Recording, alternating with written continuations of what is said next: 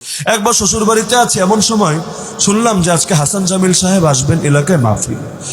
আগেই বলেছে, আমি তখন বক্তা না, বয়ানের ময়দানে নামি নাই। হ্যাঁ, মসজিদে জুম্মা পড়াই, এটা ঠিক আছে, পাশাপাশি লেখালেখি করি। মাহফিলের সঙ্গে আমার পরিচয়ও তখন গড়ে ওঠেনি। তো এখন ভাবলাম তাহলে হুজুরের সঙ্গে দেখা করে আসি। আগ থেকেও সম্পর্ক ছিল, হজরতের বাসায়ও একাধিকবার ইতিপূর্বে যাতায়াত হয়েছে, মেহমানদারিও করিয়েছেন। তো এখন ভাবলাম দেখা করে আসি। তো মাহফিলের বেশ আগেই হুজুরের সাথে দেখা করলাম। এক বাসায় তিনি ছিলেন, সেখানে দীর্ঘক্ষণ কথাবার্তা হলো।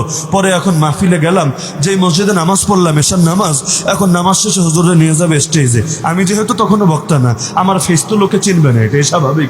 মানুষ তো যারা ভাইরাল বা যারা পাবলিক ফিগার, সেলিব্রিটি, তাদের ফেসে চেনে।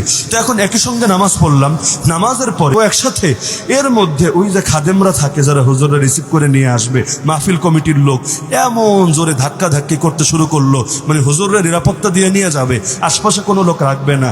এখন যদিও গিয়েছে একসাথেই, কিন্তু ওরা তো আর জানে না আমি কে বা আমি বক্তার সাথে কিনা। এমন জোরে এক ধাক্কা দিল, পুরো মনে হয় ছিটকে আমি অনেক দূর গিয়ে পড়লাম। নিচে পড়ি নাই, তবে ছিটকে অনেক দূর চলে গেছি।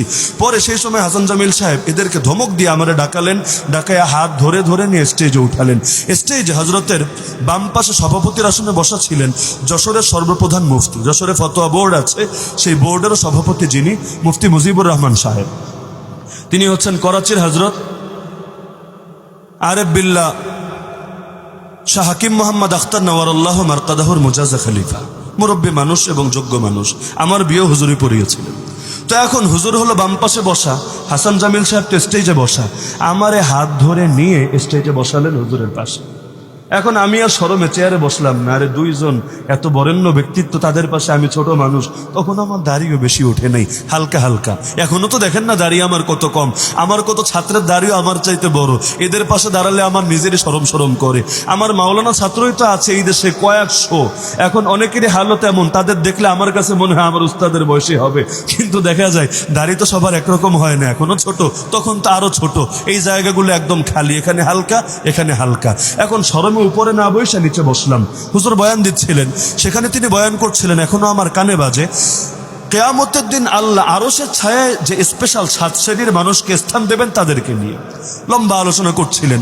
আলোচনার মাঝখানে তিনি একটা হাদিস বললেন, যে হাদিসটা পুরোপুরি যেভাবে বলেছেন এরকম না, এটা জাল হাদিস হয়ে গেছে এবং এখানে বিশুদ্ধ বর্ণনাটা একটু অন্যরকম। তো হযরত লম্বা করে বলছেন বলছেন বলছেন, এখন আমার ভেতরে একটু একটু খোঁচাচ্ছে। এখন আমিও চুপচাপ শুনছি। মাঝখানে হুজুর কালেকশন করলেন।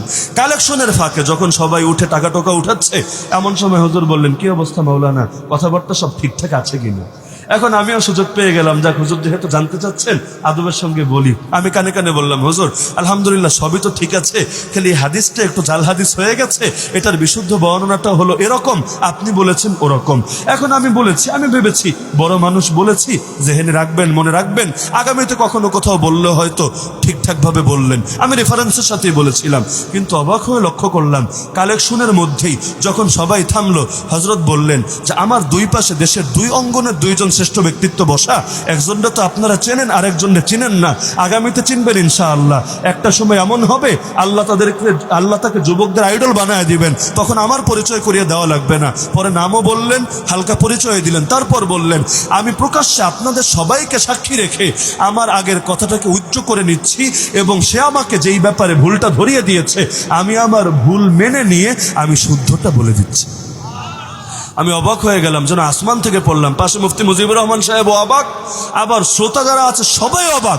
আমি এতটাই বিস্মিত হলাম যে তিনি তখন হলো উন্নতির একদম শীর্ষে, আর আমি এই অঙ্গনের লোক না, আমি একদমই বাইরে। আমারও কথার 2 পয়সা পাত্তা না দিল তার কোনো ক্ষতি ছিল না, কিন্তু জাস্ট পাত্তা দিলেন না, এতগুলা মানুষের সামনে প্রকাশ্যে ভুল স্বীকার করে নিলেন। তখনই বুঝলাম আলহামদুলিল্লাহ, আল্লাহ তাআলা আমাদের কওমি জগতে কেন এত বরকত দিয়েছে। এখনো পর্যন্ত আলহামদুলিল্লাহ, এখনো পর্যন্ত বহুত আকাবির যাদেরকে পুরো দেশ চেনে, কিন্তু তাদেরকে যদি এক একটা ব্যাপারে সচেতন করা হয় 1 সেকেন্ডও লাগে না। আমার নিজের মনে আছে মাওলানা মাহমুদ হাসান গনবী, আল্লাহ তাআলা তাকে অতি দ্রুত কারাগার থেকে মুক্ত করুন। আপনাদের বিজয়নগরও তো একাধিকবার একসাথে মাহফিল করেছি আলহামদুলিল্লাহ। তো প্রায় সময় তো দেখা হতো।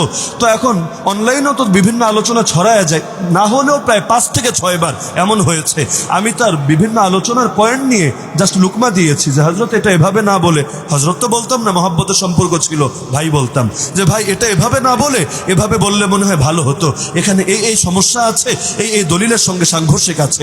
প্রতিটা আলোচনা নিয়ে দেখেছি স্টেজের মধ্যে তিনি প্রকাশ্যে ভুল স্বীকার করে নিয়েছেন। তো এমনি এমনি ভাই লোকে বড় হয় না। যেই গাছে ফল বেশি হয় সেই গাছ তত বেশি নুয়ে পড়ে, সেই গাছ উদ্ধত হয় না। এই কারণে বিনয়ী যারা হয় আল্লাহ তাদের মাকাম বাড়ায় দেন। হাদিসে আছে মান তাওয়াদা লিল্লাহ রাফাআহুল্লাহ, আল্লাহর জন্য যে ছোট হয় আল্লাহ তারে বড় বানায় দেন। আর ইবলিস বরত্ব দেখিয়েছিল আল্লাহর সামনে, আল্লাহ চিরতরে তারে ছোট বানিয়ে দিয়েছেন। তো আমাদের উচিত কি? আমাদের উচিত কেউ ভুল ধরিয়ে দিলে তাকে আরো কৃতজ্ঞতা জানানো, ধন্যবাদ জানানো। পশ্চিমা বিশ্বে আছে অনেক ক্ষেত্রে এই ট্রেন্ড, আপনি ভুল ধরাবেন বলে দেবে থ্যাংক ইউ। আর আমাদের দেশ একেবারে জঘন্য ভুল, সবার চোখে ভুল, যেই ভুল ধরতে আলেম হওয়া লাগে না, এটা নিয়ে বললো এমন এমন গালি দিবে, জিন্দেগিতে দ্বিতীয়বার আর ভুলের লুকমা দেওয়ার হিম্মত আপনার হবে না।